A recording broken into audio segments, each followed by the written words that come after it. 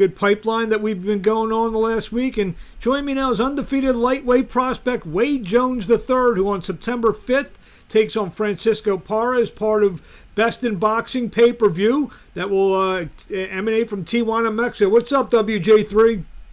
Hey, how you doing? How you doing? Thanks for having me. Hey, we're taping this at 11 a.m. Eastern time. It's like 8 a.m. out there. You're an early riser, huh? Yeah, this is actually a little late for me. I normally gotta get up at 6:30, so it's cool. Got to sleep in a little bit. You do that for training purposes? Yeah, training purposes. Go on a run before I gotta go to work. Run, shower, get all my stuff out the way. Then I got sprints on 2 days out of the week in the morning, so it's cool. You mentioned you work. What are you doing beside boxing? I'm a shoe salesman.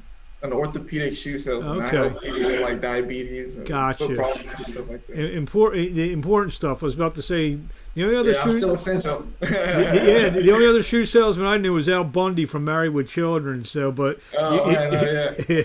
but you actually are, like you said, essential, and you should be commended for your work. So let's get into to the boxing end of it. You're undefeated, and you got this fight on September 5th. Tell me about Francisco Parra.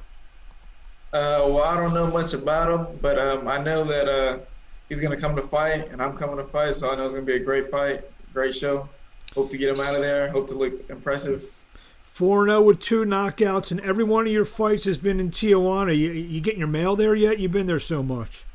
Man, I'm trying to pick up the language so I can enjoy it a little more, but, it's cool. It's cool. I can't wait to fight back home. We're supposed to fight back home March 21st, but the coronavirus hit, got canceled. So we back to I guess my pro debut roots. So it's cool. It's a great country. Have you obviously there won't be fans for this one, and I believe the last one, the last fight you had was in June. But before that, your first 3 fights, were fought in front of fans. Have you? You feel like you're picking up some fans in Tijuana?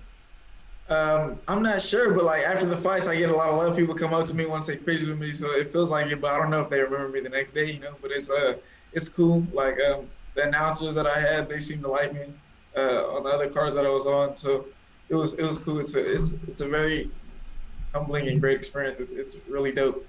There's one point, one fight we had to stop this guy from taking pictures of me because he took like 5. He kept coming back. Can I get another picture? I think he was like real long one, but it was cool. Describe your style in the ring. I describe myself like a boxer puncher / pressure fighter at times. Because I like to come forward and put hands on people, but then at the same time I can take a step back and box. So it just depends on how I feel at the time and what I got to do. Just reading the notes, I see your amateur career. You had about a 24-6 amateur record. You won some, some local tournaments out in the California area that you competed with. Why? You're 22 years old, I believe. Why did you feel that just the 30 fights was enough for you? Yeah.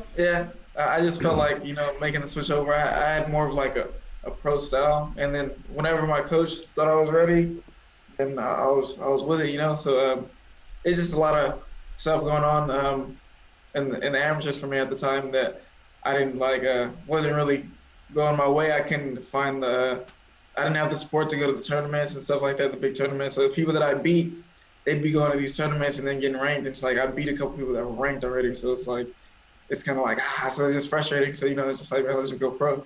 And then that's where we're at right now. I see you were born in Nashville, Tennessee, and obviously you reside now in Stockton. Did you grow up at all in Tennessee, or as far as you remember, you've been in California?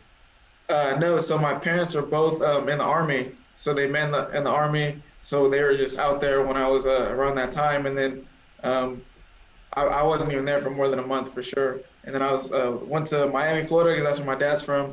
And then I was there for 1.5 years. They got divorced. Then I came to Stockton, where my mom's from, and I lived in Stockton like 20. I'm 22, about to be 23, so at least 20 years of my life I've been in Stockton. Very, very interesting reading about you that usually kids they start boxing because of a relative and they want to follow in the footsteps. Your great grandfather was a professional boxer, but you didn't know it until after you started boxing, which is interesting. Yeah, yeah, I didn't really know.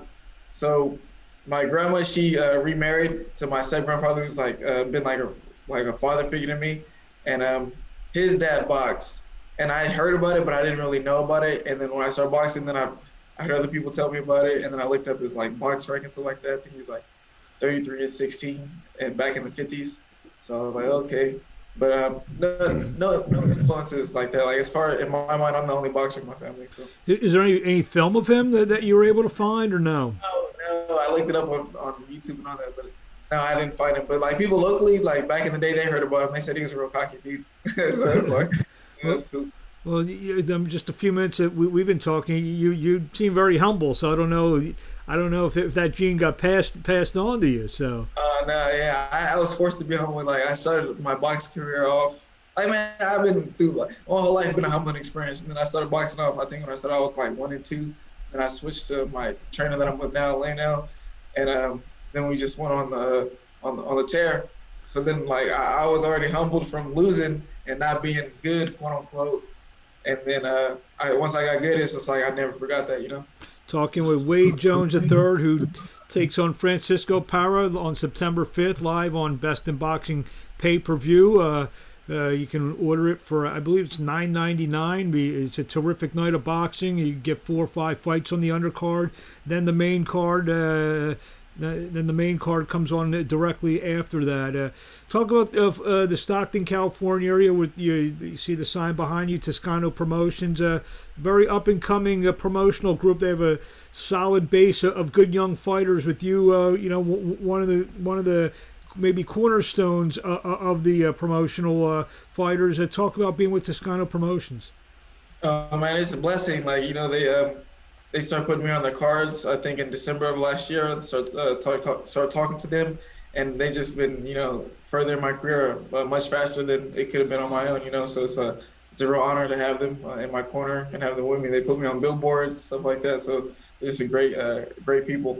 Oh yeah, so I mean, do people notice you more around town since being on the billboard? Yeah, like I had a couple people come to my job. I'm like, hey, I seen you on this billboard. And I'm like, oh. I was like, oh man, it shocked me because they're looking at me like they knew me, and I meet a lot of people. So like, I was trying to place them because they're looking at me like they knew me. And then I was like, hey, congratulations on your win. And I was like, oh, hey, thank you. So it's like, it caught me off guard. It was pretty cool. That should at least get you like a free meal somewhere around town, no? Man, not yet. Well, yeah, I'm sponsored by David's Pizza, so if I ever ask. There you go. That's interesting. Getting sponsored by a pizza parlor when fighters they're supposed to be not eating. And I can't eat it every time. I was like, oh no, I'm in camera now. I can't eat that. Well, hopefully you get these fights in Stockton, and I wonder who's going to cater your little post fight celebration. Man, probably David's. To be honest, yeah. That's like my high school pizza place too, so that's like super dope that they support me like that. What kind of sparring do you get out there? Have you worked with any notable names in the Stockton area? A whole lot of notable names. Giovanni Gonzalez is also on the card. September 5th, Manuel Jaimes on the card. I've been in there with Gabriel Flores. I've been with Mario Barrios. I've been there with Aaron Coley. I've been there with a lot of people. What's his name? The Olympian. He lost, but. The Olympian from down south, Santa Maria. I forgot his name. Carlos Valderas, I've been in there with him. I've been there with a lot of names. There's like a long list. Like Andy Vences, I've been there with him. Angel Cordon, I've been there with him. I've been there with a lot of people. How much does that, being in with those guys, Barrios is... Xavier Martinez, I almost forgot Xavier Martinez. That's my guy. And Malachi Johnson, I got to shout them out.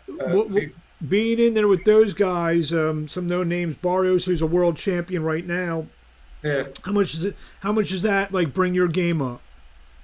It brings me up a lot because they're sharp, and then it just makes me sharper. So it's like iron sharpens iron type stuff, and then how good I do it with them is just like a confidence booster. It lets me know like nobody that I'm fighting right now is gonna be as good as them. So it helps me be relaxed. Not saying that like you maybe get the better of anyone or whatever, but I mean, does it give you a good indication of where you're at in your career in terms of you're fighting like these guys Barrios and Xavier Martinez, who's going to be fighting in a big fight coming up, and Yes. some of these other guys, Carlos Balderas, who's a terrific talent despite him losing his last fight. Does it give you a good indication of where you're at?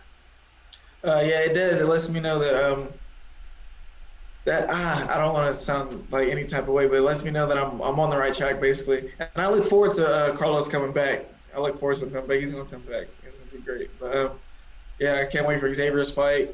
I sparred Mario before he won his world title. I think like 2 fights before he won his world title. I sparred up in Oakland at Bridge Honors Gym. So that was a good experience. I met Julian Williams there. He seen me spar, and then afterwards I seen that heavyweight that fought Deontay Wilder a couple fights ago before the Fury fight. Luis Ortiz. The one that got stopped in the first round. The one Dominic Brazil. Dominic Brazil. Yeah, Dominic Brazil. I met him. That dude's huge. Yeah, so it was cool. It was a great experience. Yeah, Julian's from my town, Philadelphia. Great great kid. I've had a pleasure to do some work with him over the years. Where do you see yourself? Actually, let's take a step back. When everything shut down because of the pandemic, obviously you were still going to work. But where do you? How were you able to stay in shape? With gyms closing and everything, were you able to get the proper work that you needed? At first, my gym was closed too, so I was just running and then doing burpees. So I do like a bunch of burpees every day, and then just run like 10 miles a week, and then do like 1,000 burpees a week. So it's like that's all I did for like the first month and a half, and then Toscano told us about a fight. They were gonna fight, and then like my coach is still kind of like nervous to open the gym back up, but then he finally did, and it was just me and him in there. And we were training, got the camp in, and then now it's like back to normal. Like my life feels normal, even though everything's going on. I just got to wear my mask outside, and that's it. What do you want to say to the fans in closing before we see you on Saturday, September 5th, live on Best in Boxing pay-per-view? BestInBoxing.com, Global Sports Streaming. What do you want to say to the fans out there? I wanted to tell them to tune in. It's going to be a great night of action with Toscano Boxing Promotions, and follow me on social media. Wade Jones III on Facebook and Instagram. It's Wade Jones, ITSWADEJONES. You're going to take my job. That's always my last question. What's your social media? So you saved me a question. What was it? Been a pleasure speaking with you, Wade Jones III. We will see you again Saturday night, September 5th, live on Best in Boxing pay-per-view, BestInBoxing.com, Global Sports Streaming, and we will talk to you along the way. Thank you. Thank you for having me. Thank you.